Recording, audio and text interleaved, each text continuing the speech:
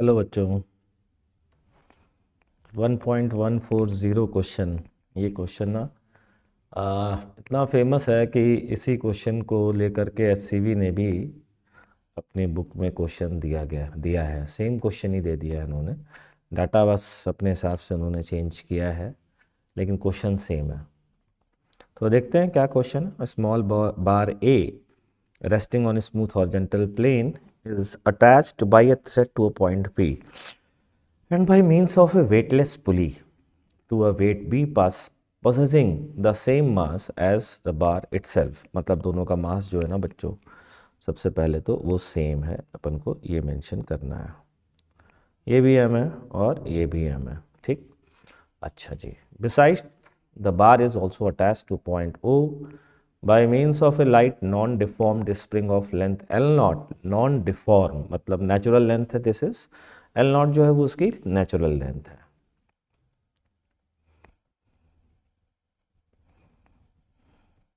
ठीक, अच्छा जी, अब आगे बढ़ते हैं।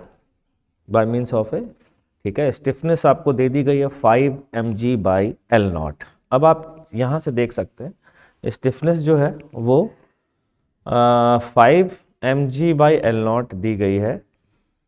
इन टर्म मतलब यूनिट भी आप देख सकते हैं, तो यूनिट के हिसाब से स्टिफनेस की यूनिट यही होती है। तो इन्होंने यानी स्टिफनेस सही दी है। जनरली कुछ जगह पर गलत स्टिफनेस को लेके गड़बड़ियाँ भी की है इन्होंने।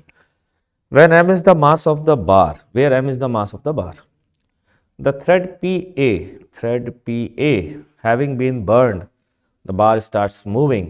Find its velocity at the moment when it is breaking off the plane. Fine.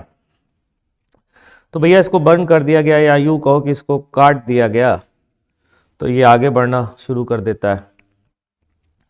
और जब ये आगे बढ़ना शुरू करता है तो कुछ समय बाद कांटेक्ट लूज करता है ब्लॉक ए।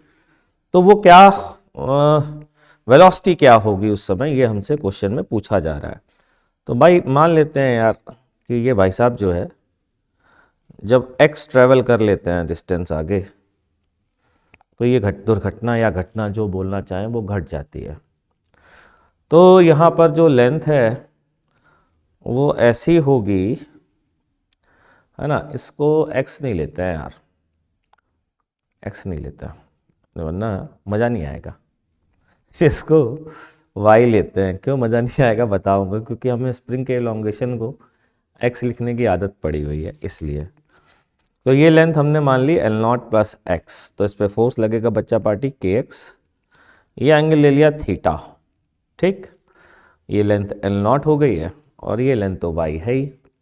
और अगर ये कांटेक्ट भाई साहब छोड़ रहे हैं तो एक बात तो तय है कि kx cos थीटा की वैल्यू mg के बराबर होगी। तो यहाँ से बच्चों हमें cos थीटा की वैल्यू आ जाती है mg अपॉन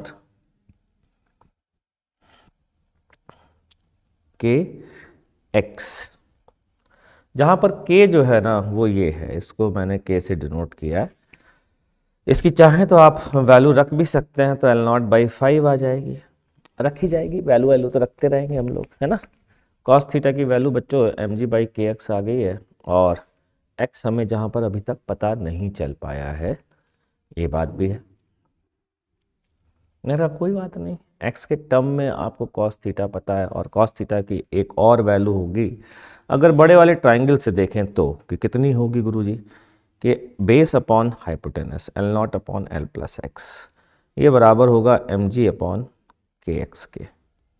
तो यहाँ से बच्चा पार्टी हमको L0 kx बराबर mg L plus mg x, that means x is equal to mg L upon KL0 minus mg, KL0 minus mg, ये x की वैल्यू आएगी।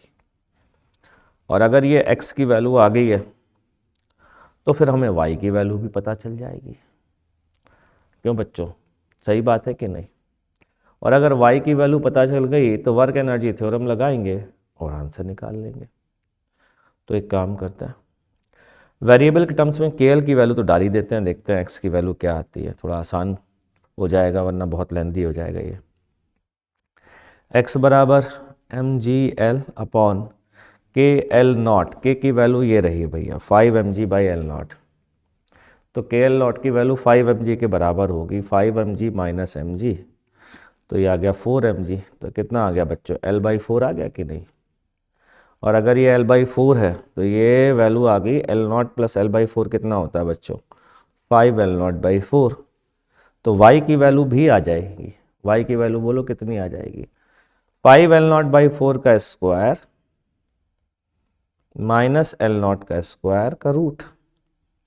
जरा चेक करिए कितना आ रहा है ये, 25 में से 16 गया 9, तो ये आएगा 3L0/4। ये है y की वैल्यू, चेक कर लेना भैया। हाँ, कोई बात समझ में ना आए तो बता दीजिएगा। और ये एंगल भी आप बता सकते हैं। अब तो ये एंगल 37 डिग्री होगा भाई लोग, समझ में आ रहा है क्या। ये एंगल 37 डिग्री होगा, y की वैल्यू 3L0/4 है, तो परपेंडिकुलर अपॉन हाइपोटेनस करें तो देखें 3/5 आ रहा है। ठीक, चलिए अब वर्क एनर्जी थ्योरम भी लगा ही देते हैं। तो कितना नीचे गया ब्लॉक बच्चों, y, तो 3mg/L0/4 ये हो गया work done by gravity. Work done by spring बोलिए हाफ के x initial square minus x final square मतलब एक्स स्क्वायर मतलब L0²/16।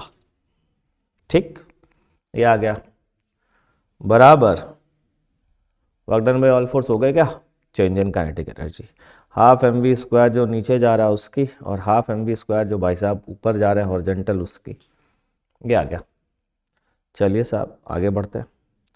ये आया 3mg/L0/4 प्लस हाफ के की वैल्यू पता है ना गुरुजी, mg/L0, L0²/16, यहाँ रख देते हैं माइनस,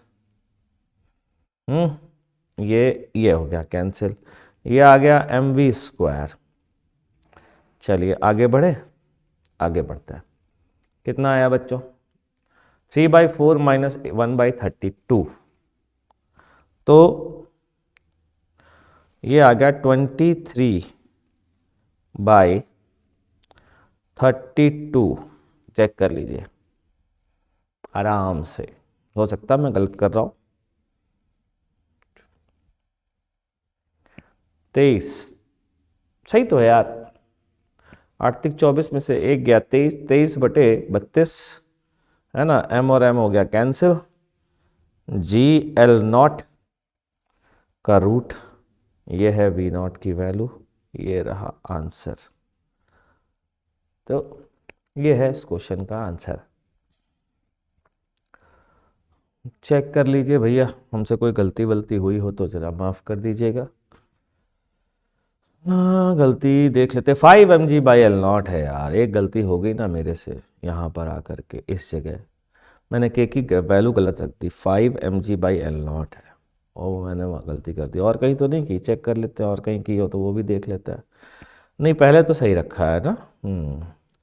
चलो कोई नहीं, यहाँ पर फिर कितना आ जाएगा, ये आ जाएगा 24 में से 5 गया है ना, ये आगे देख लेते हैं पूरा, के की वैल्यू ये आ गई, ठीक है ओके। तो के की वैल्यू 5 mg/L0 रखेंगे, 5 mg/L0 रख दी, ठीक है। 32 8 × 24, 24 में से 5 गया 19, तो 19/32 GL0 ये आंसर आएगा।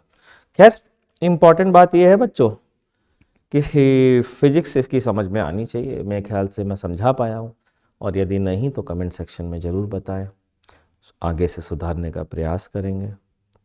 चलिए बच्चों मिलते हैं नेक्स्ट क्वेश्चन के साथ एक नए वीडियो में।